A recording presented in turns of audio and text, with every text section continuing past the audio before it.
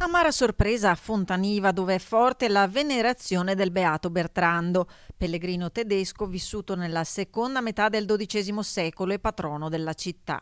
Le ossa a lui attribuite e custodite nell'altare del Duomo sono risultate di un'epoca precedente e soprattutto sarebbero appartenenti a due donne.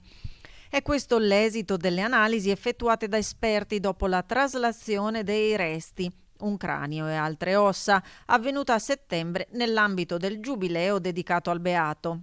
Le analisi del DNA datano le ossa tra il 1030 e il 1170, ben prima dell'epoca in cui visse Bertrando, e soprattutto il sesso femminile. La comunicazione è stata data dal parroco del Duomo, don Andrea Mazzon, che però ha confermato la devozione per il beato, al quale il Duomo è stato intitolato già dal 1262 e che contrassegna la cultura, l'identità e molte iniziative di Fontaniva.